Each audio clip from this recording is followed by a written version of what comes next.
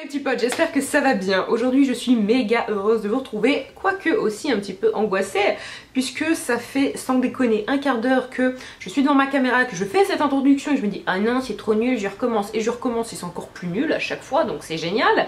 Mais comme vous l'avez vu dans le titre, je vais arrêter de tourner autour du pot. Aujourd'hui, je vous retrouve pour vous présenter un projet qui me tient à cœur, un projet sur lequel je travaille depuis plus d'1 an et demi. Il s'agit de ma collection capsule avec la marque Aglaia. Ça fait quelques temps que je vous laisse des petites infos sur Instagram, aussi sur YouTube, parce que ça fait un petit moment que je porte une de mes bagues, notamment en vidéo. Après, il fallait le savoir, hein, je vous l'accorde.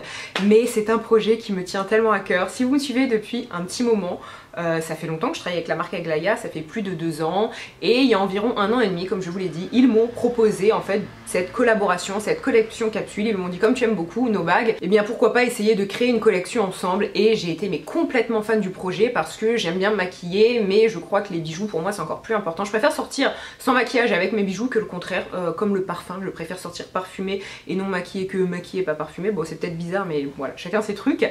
Et leurs bijoux je les adore parce que déjà de une ils sont en argent, et je ne porte que de l'argent parce que je trouve que c'est plus flatteur sur ma couleur de peau. C'est une marque aussi intelligente, ils reversent 5% à chaque fois de leur vente à des associations, donc c'est vous qui le choisissez au moment de l'achat.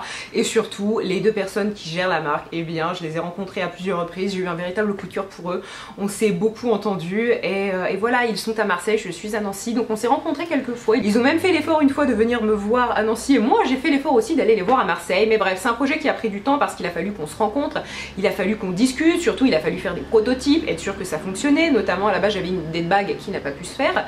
Bref, je vais pas vous raconter 1001 choses, sinon je crois que dans 25 minutes on y est encore. Je vais tout de suite attaquer avec le vif du sujet et je vais vous montrer les bagues, vous dire ce qu'elles représentent pour moi, parce que en fait je ne voulais pas faire des bagues pour faire des bagues. Je voulais vraiment qu'elles aient une signification, qu'elles me rappellent quelque chose à moi et qu'elles représentent quelque chose. C'est vraiment très important. Et tout comme certains vont se faire un tatouage pour X ou Y raison, moi quand je porte un bijou, alors effectivement c'est plus esthétique et un bijou ça se retire en comparaison à un tatouage, mais je veux qu'il y ait quand même un truc particulier entre lui et moi. Et surtout en fait mes bijoux, comme j'ai tendance quand même à en changer de temps en temps, souvent ils me rappellent une période de ma vie, et c'est la même chose d'ailleurs avec les parfums. Bref, trêve de galéjade, je vais tout de suite vous présenter les bagues. Alors je vais vous présenter tout d'abord la première bague sur laquelle j'ai travaillé, qui est mais alors extrêmement chère à mon cœur, je vais vous dire ça à chaque fois, mais celle-ci est une des plus riches de sens. Il s'agit de celle que j'ai sur mon majeur, je ne vais pas le lever sinon je vais vous faire un vilain doigt d'honneur et ça c'est mal, mais donc il s'agit d'une croix de Lorraine. Alors pourquoi la croix de Lorraine, pourquoi j'ai choisi ça? Alors déjà de base j'aime beaucoup le motif de croix, non pas que je sois particulièrement religieuse, pas du tout, mais je trouve ce symbole esthétique en fait tout simplement. Mais surtout en fait j'en ai eu une par le passé mais qui ne me convenait pas à 100% parce qu'en fait c'était une bague que j'avais achetée chez H&M il y a peut-être 10 ans, c'est vraiment vieux, j'étais à Montréal au tout début, donc ça fait 9 ans exactement. Et en fait c'était une croix classique, et si vous voulez c'est une croix qui prenait presque toute la main. C'était une bague mais en fait qui en représentait 2, vous la mettiez à 2 doigts, elle était en plus couleur or, j'aime pas trop ça comme je vous l'ai dit, elle était très imposante et pas très pratique parce que clairement ben, on se prenait un peu la main partout, donc je cherchais quelque chose comme ça.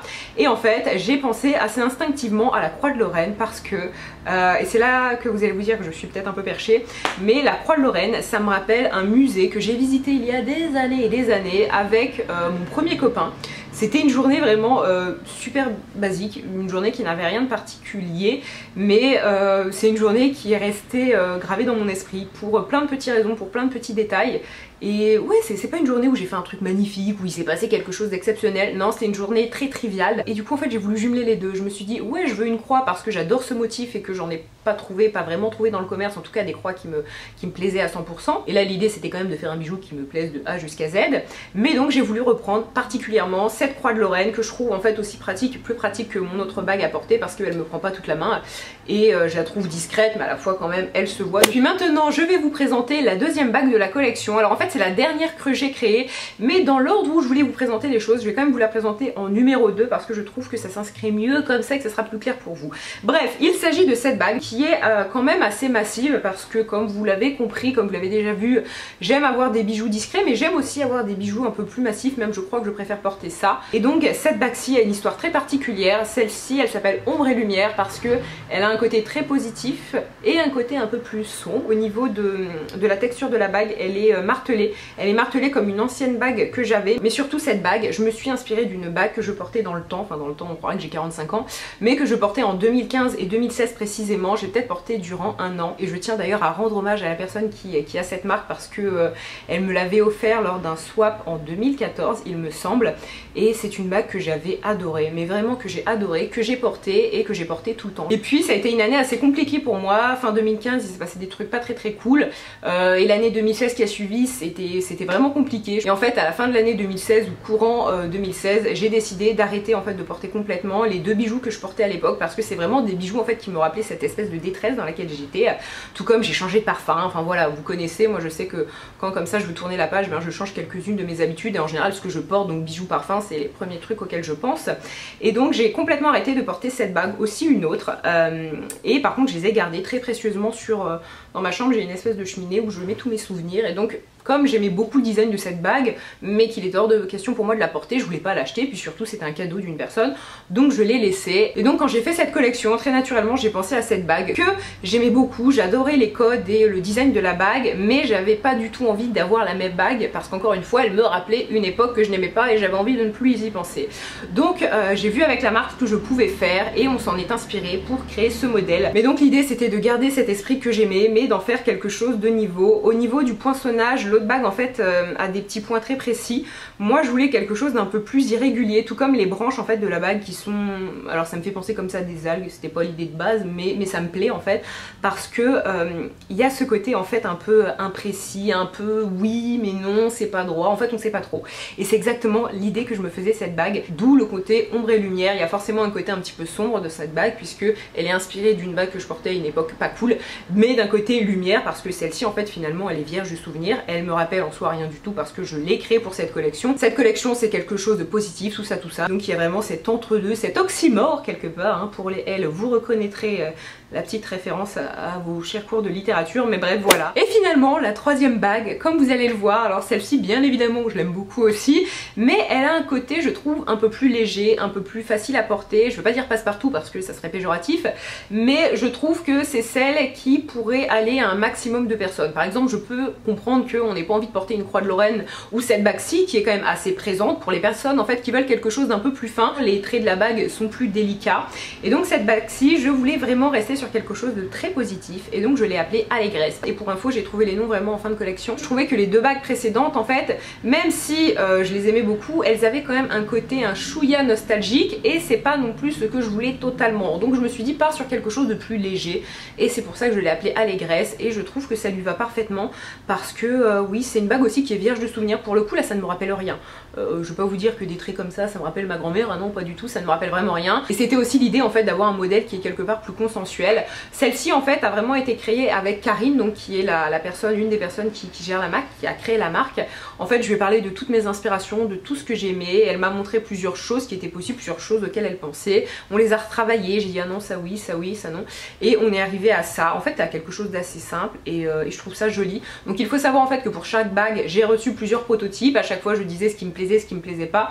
Les prototypes étaient parfois, c'était même souvent en laiton, donc c'était pas la même couleur, parfois j'avais un peu de mal à me projeter, et c'est très drôle parce que du coup chez moi j'ai plein de prototypes en laiton de ces bagues qui sont en fait si vous voulez forcément des prototypes, c'est pas les vraies bagues, donc il y a forcément des petites imperfections, mais le résultat final sur toutes les bagues j'en suis ravie. Je les ai depuis maintenant je crois, en tout cas la collection complète je l'ai depuis environ un mois.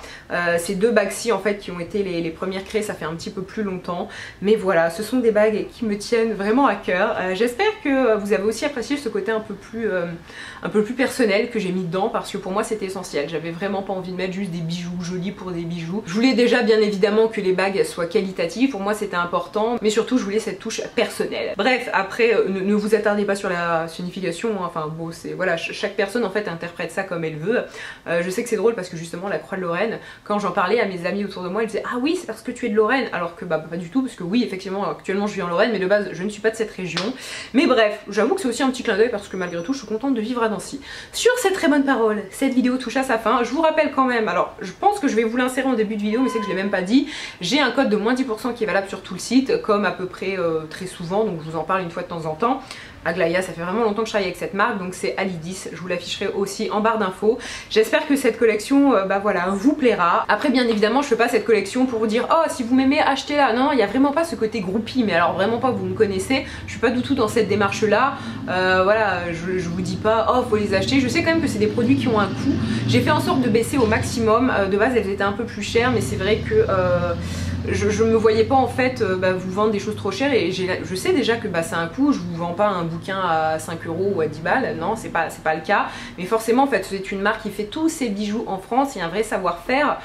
Voilà, les ateliers sont pas dans des pays où la main d'œuvre coûte pas cher, pas du tout, et ce sont des bijoux en argent, c'est pas de la pacotille, donc forcément tout ça ça a un coût. Ah oui, et toute dernière chose que je n'ai pas précisé mais qui est super importante, pour les personnes qui ont des bijoux en argent, vous avez déjà peut-être remarqué que les bijoux que vous portez pas très souvent et qui sont en argent ont tendance à s'oxyder, c'est-à-dire qu'ils deviennent un peu noirs, ils se noircissent en fait tout simplement. En fait non, quand ils s'oxydent comme ça, vous devez juste les frotter avec un tissu particulier, alors qui est pas du tout compliqué à trouver, j'ai pas le nom comme ça en tête, mais je vois à quoi ça ressemble, mais je vais pas vous le décrire, c'est un peu compliqué, mais je vous mettrai le nom en barre d'infos. Et sinon en fait pour éviter que vos bijoux en argent s'oxydent, ce qu'il faut c'est les porter régulièrement, parce que je crois que le contact avec votre peau, comme on l'avait expliqué, et votre transpiration quelque part, ça fait en sorte en fait, ça polit le bijou au fur et à mesure du temps, et ça fait en sorte qu'il ne s'oxyde pas, ou alors beaucoup plus lentement, donc vous n'avez pas le souci. Moi je sais que ces deux bacs-ci je les porte vraiment très régulièrement depuis pas mal de mois et j'ai aucun souci, ça s'est pas oxydé. Or j'ai certains bijoux qui parfois s'oxydent très vite si je ne les porte jamais. Donc voilà, c'était la petite astuce